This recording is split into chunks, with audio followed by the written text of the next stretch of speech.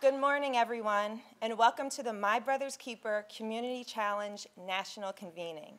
We are so excited to have you here with us today as we embark on the next steps of the My Brother's Keeper Community Challenge. Our first speaker for today's working session is a champion and leader in advancing efforts to improve opportunities for the American people. She has been an extraordinary supporter of the My Brother's Keeper initiative and continues to challenge us all to do everything we can to help our youth overcome barriers to success. Ladies and gentlemen, please join me in welcoming Senior Advisor to the President, Valerie Jarrett. That was nicely done, thank you. Thank you, Crystal. Good morning, everyone. Good morning. Welcome to the White House. I still love saying that. It's so much, it's really very cool. We are so delighted to have all of you here. I know we had to cancel a few weeks ago due to the weather, but we're just delighted that everyone made the time to come back. I want to single out that we are so fortunate to have Senator Booker in the house. Please give him a shout out. Someone whose personal commitment to this issue has been so important to our effort. But today we're really engaging with our local partners, and that's all of you. You are the linchpin to our success, right there on the ground. And we want to thank each and every one of you for stepping up in such an impressive way. We appreciate it. We have 78 communities represented here from 32 states. Come on, that's a big deal. A surge of effort, and frankly, that's what it's going to take. It's going to take a sustained surge over time. The President believes that we cannot afford to be apathetic in our approach to meeting the challenges, both individually and collectively, for improving the lives of our young boys and men of color. They are members of our community, they are in our hearts, and their success impacts the community's success. You're here today because you share that important sense of urgency. Under your strong leadership and guidance, we know that you're going to forge new paths ahead for these young people. And we know that we're going to improve the quality of lives for all of those who call your communities home. You're also here today knowing that it is not going to be easy, because if it were easy, we wouldn't be here. It would be done by now. But it is often the hardest step, the first step. But guess what? You've already taken that first step. So we're already on our way. And as you know, when the President issued this challenge, it was a broad and inclusive challenge. Local and state elected officials, community organizers, philanthropists, not-for-profits, teachers and administrators, leaders in business, sports, and music, everyday people living in their communities, from block clubs to faith leaders. Everyone has a role to play. But we need more than passion and commitment. We need results. Today, I'm very pleased to announce a new commitment by Prudential Financial of up to $10 million in support for impacting investment and an additional $3 million in technical support. That's a big deal.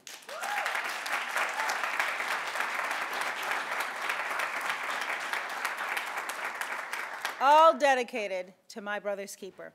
Prudential's commitment will harness the power and ingenuity of the private sector by providing capital for innovation for not-for-profits and for-profit social enterprise organizations that will be focusing on eliminating barriers of social mobility for boys and young men of color. Prudential will also work with community banks to ease the process of providing financing for investments that will ensure the long-term financial security of these young men. Finally, Prudential's commitment will contribute to community programs as well as just basic bricks and mortar investments that will revitalize communities and provide boys and young men of color with the tools that they need to catch up for the rest of their lives and compete in this 21st century globally competitive marketplace. We want them on a level playing field because we know if they are, they will be able to compete.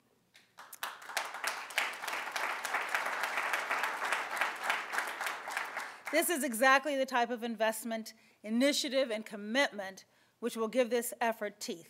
And it's not only substantial commitments such as Prudential's and many other large corporations that have stepped up already, it's also those small commitments that, when woven together, will change the fabric of our communities.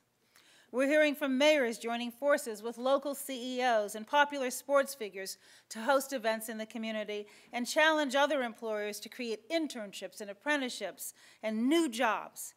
We'll be able to measure the results of this kind of new and creative effort concretely so that we can lift up those best practices, and there's no greater flattery than imitation. We want everybody to imitate the success that we know works.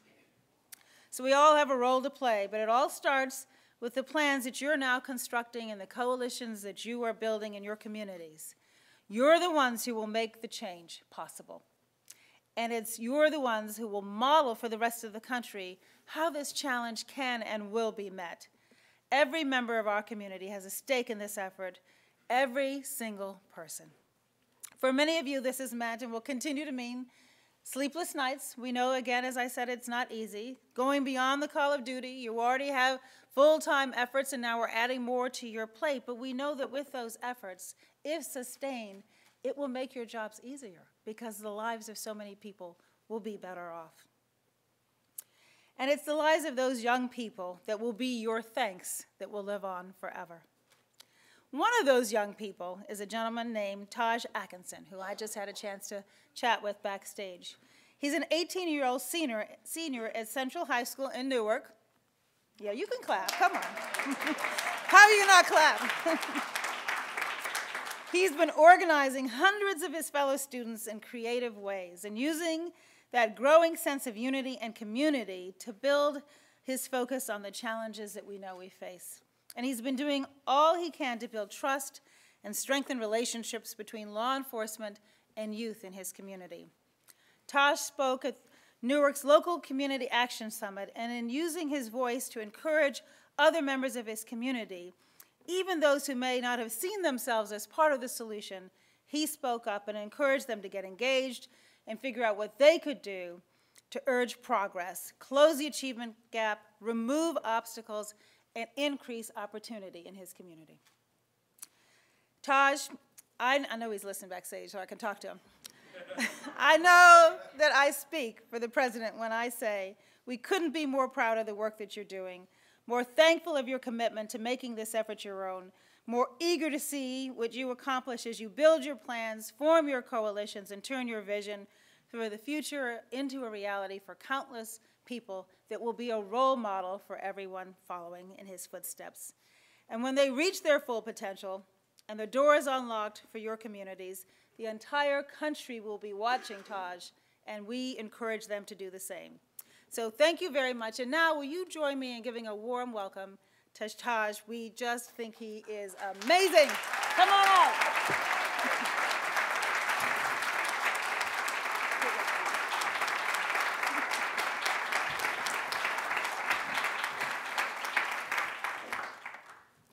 Good morning, distinguished guests, political leaders, and everyone else in the room. My name is Taj Atkinson, a senior from Central High School in Newark, New Jersey, and I am also one of the first youth ambassadors for My Brother's Keeper in Newark. I am honored to represent my mayor, Roz Baraka, the director of My Brother's Keeper in Newark, David Jefferson, as well as my principal, Sharnae Brown.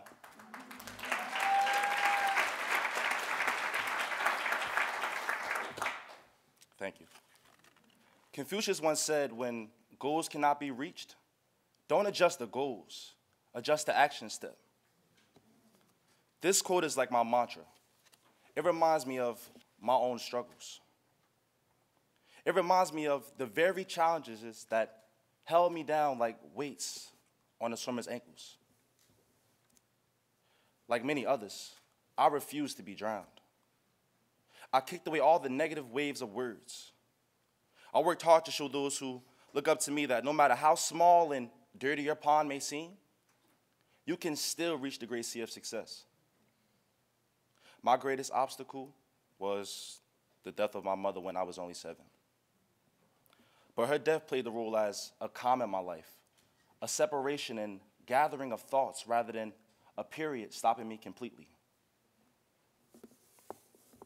My brother's keeper is important to me because it has provided me with the opportunity to adjust and reach my goals of engaging youth in my community. MBK has helped me build relationships to create mutual understandings. For example, we have worked to bring harmony between officers of the law and young men through events like our upcoming basketball tournament, trips, junior police academies, tutoring, mentoring, and youth forums. These events will allow students and police officers to engage in fellowship and in turn will build trust. My experience with MBK has been truly amazing and life-changing because it allows me and my peers to engage with others to help us make healthier life choices. You've probably heard the adage, proper planning prevents poor production. MBK takes on the challenge of educating young males of color and changes their mindsets. My goal is to continue to improve the quality of life, safeguard civil liberties, and make the people of my community knowledgeable of their power with events like our youth forum. I'll work to make that happen as one of 2 student representatives on a panel so we could address issues in my community. I share that like any cop, grocery store worker, or even student, we all have families that we want to return to. We all have something that we want to come home to. We are more the same than we are different. Our Attorney General speaks on the importance of our values being preserved and protected by laws. He has said the American people can be, and deserve to be, assured that actions taken in their defense are consistent with their values and their laws. Just like our Attorney General, I will continue to work hard and represent and preserve my community's values. I am honored to introduce the 82nd Attorney General of the United States, Mr. Eric Holder. That was great, man. Thank you. Thank you. Thank you. Thank you. Well, welcome to the White House. Thank you, Taj, for that kind introduction. I got to say, though, that that's like coming on after Abraham Lincoln or something. I mean, that young guy, he's good. I mean, he's really good. Yeah. It's good to see Senator Booker. Always good to have you around. Look, he's still working his BlackBerry, working that BlackBerry. You know, he's always multitasking, always multitasking. It's good to have you here and other elected officials as well. And Taj, I think you've really, I want to say that you've shown a real commitment to ensuring that Central High School in Newark is the kind of place where you and your classmates can learn, can grow, and can thrive. And I applaud you for striving to build fellowship and trust among law enforcement and the youth in your community. And I want to thank you for serving really as an inspiring role model for other students at your school and really far beyond his school. It's a pleasure to help welcome all of you to our nation's capital this morning, and in particular to here at the White House. It's a privilege to join this distinguished group of community leaders, private sector partners, and honored guests for today's working session. And it is a working session as we advance the President's groundbreaking My Brother's Keeper initiative, easy for me to say, as we share insights and exchange ideas about common challenges, and as we seek ways to leverage the really considerable expertise of the stakeholders in this room to strengthen the work that we must do and that we have to do together across the nation. Your enthusiasm for progress, your insistence on advancement, and your eagerness to strengthen your individual communities are precisely the qualities that My Brother's Keeper and the Community Challenge in particular hope to cultivate in both leaders and young people throughout the country. And I'm proud to see these qualities reflected in abundance here at the White House today. Now, that's why it's such an honor for me to join the President, my good friends Valerie Jarrett and Broderick Johnson. Where are you, Brod?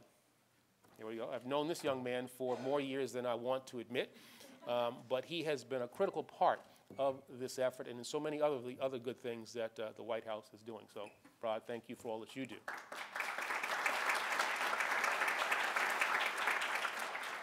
By answering the call to action, accepting the My Brother's Keeper Community Challenge, and taking really concrete steps to bring public and private leaders together to chart the next steps forward. Now, each of the cities that you represent has already stepped to the forefront of what is a growing national movement. As we move forward, these ongoing efforts and your involvement in them will be absolutely essential in securing the outcomes that I know we all seek. Our continued progress must be driven not just by leaders here in Washington, though understand we are firmly dedicated to supporting you in any way that we can, but by entire communities coming together to take ownership of unique challenges and to implement locally tailored solutions. Now, My Brother's Keeper can only make a positive difference and drive necessary change with the support and dedication of passionate, engaged citizens like each of you. And it's clear as we approach the first anniversary of this initiative, and as we gather today to drive our efforts into the future, that your leadership has never been more vital. Now, as you know as well as anyone, the promise and the great potential of the work that we're doing through My Brother's Keeper really lies in its tremendous power to strengthen communities that are too often divided. One of the key components of this initiative is building and maintaining relationships of trust between law enforcement officers and the citizens that these brave men and women are sworn to serve and to protect. Now, especially in recent months, with the heart-rending tragedies that our country has witnessed, we have seen long simmering divides and deep distrust rise to the surface of our national consciousness. And these really terrible incidents have opened up a profoundly important national conversation. We know that these issues and tensions are not confined to any particular city or to any geographic region. They are American issues, implicating concerns about the fairness and the effectiveness of our criminal justice system as a whole. And they demand a constructive and inclusive national response. And that's why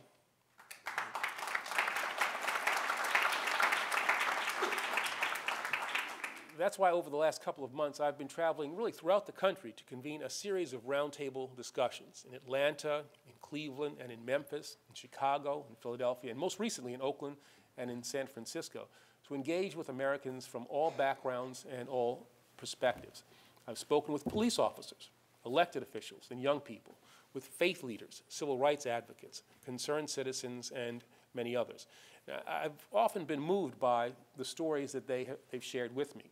And I've been struck not only by the commonalities that have emerged in terms of shared values and the common desire for safer neighborhoods and reduced violence directed at law enforcement, but also by a consistent drumbeat of concern about the future, by worries about the opportunity gaps faced by far too many people throughout the nation, and by boys and young men of color in particular, and by the obstacles and disadvantages that these individuals and often really entire communities can encounter from a very early age. Now, clearly, our comprehensive response to these challenges must begin in the classroom, with efforts to ensure that our educational system is a doorway to opportunity rather than a point of entry to our criminal justice system.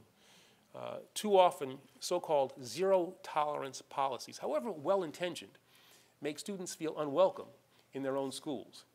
And they can have significant and lasting negative effects on the long-term well-being of our young people, increasing their likelihood of future contact with the juvenile and criminal justice systems.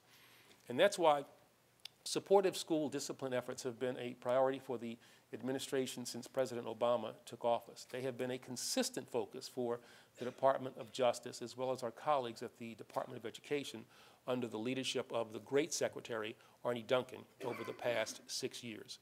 And this work, I think, has significantly strengthened and expanded when the President launched My Brother's Keeper last year in order to help bridge persistent gaps and widen the circle of opportunity so that all of America's young people can have the chance to reach their full potential.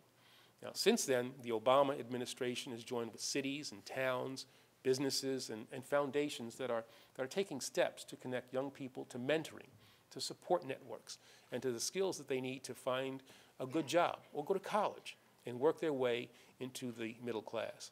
We've been doing important work on a variety of fronts to bring President Obama's vision and the initiative's goal closer to reality. And we've placed an increasing reliance on the leadership that people like you are uniquely situated to provide. In September, as you know, the President took this collaboration to a new level when he issued the My Brother's Keeper Community Challenge. This is a call for cities, counties, and tribal nations to implement coherent cradle to college and career strategies for improving the life outcomes of all young people, regardless of who they are, where they come from, or the circumstances into which they were born. Now, as leaders who have accepted this community challenge, I know you've all been busy helping to spearhead locally tailored strategies for improving the likelihood that at-risk young people will be able to graduate from school, to find good jobs, and to stay safe from violent crime. Also, last September, acting on an announcement that I made back in April, this is months before the events of Ferguson and New York City captured the nation's attention, I launched a new national initiative for building community trust and justice. And this initiative comprises a wide range of multifaceted approaches for resolving longstanding tensions in communities where mistrust has been exposed. And it is helping us to forge and to reinforce relationships between our courageous law enforcement officers and area residents by investing in evidence-based strategies for combating distrust and hostility, by helping to provide training for police and community members on bias reduction and procedural fairness, and by driving new research and development of state-of-the-art policing practices. Now, after meeting with community leaders and taking a close look at the challenges that being faced in neighborhoods really across the country as part of this national initiative in March, we expect to announce several pilot sites where new and innovative strategies will be implemented and where they will be rigorously tested. We'll also launch an online clearinghouse where communities can get information and resources on building trust in the criminal justice system. And as this work unfolds, we intend for it to complement and be informed by the efforts that all of you are leading, as well as our ongoing commitment to building a stronger and fairer criminal justice system across the board. Now, it's important to note that none of these reforms are directed at individual police officers themselves, who perform their dangerous jobs with valor each and every day. Like the Justice Department's Smart on Crime initiative to reform the federal criminal justice system and the President's task force on 21st century policing, which will provide strong national direction to the law enforcement profession on a scale that has not been seen since the Johnson administration. Our work is aimed at strengthening procedures and institutions, and our hope is that it will improve both outcomes and public confidence while allowing law enforcement to operate with maximum safety, effectiveness, fairness, and trust in every case and in every circumstance. Now, like you, I'm here today because I believe our collective efforts show significant promise, and they have the potential to make a real difference in the lives and in the futures of countless Americans. So going forward, the success of these efforts will depend on the deep experience, the committed leadership, and the public-minded spirit of local and private partners alike. Now, your continued involvement will be vital if we are to empower our young people to lift themselves to greater success, to bolster the ties between disparate communities, and to strengthen our neighborhoods from coast to coast. Now, of course, this work will not always be easy. Deep divides and historic inequities will not be erased overnight. But as I look around this auditorium today, I see good reason for optimism and confidence that by standing and working together, we will continue to build trust and to promote opportunity while decreasing crime and violence. We will continue to achieve progress in fostering the ambitions and really securing the futures of young Americans from all backgrounds and all walks of life. And through the dedication, the tenacity, and the sheer passion of everybody who's here, we will continue to bring about the changes that all of our citizens, including bright, driven young people like Taj, need and deserve. So I want to thank you all once again for your leadership and your partnership in these important efforts. I'm both honored and humbled to count you all as colleagues. And although my tenure as Attorney General will soon draw to a close, and my individual path will take me in a new direction, I want you to understand something. I will never, ever stop working to achieve the goals that we all share. So I look forward to all that we will do and accomplish together in the months and the years ahead, and I urge you all to keep up the great work. Thank you.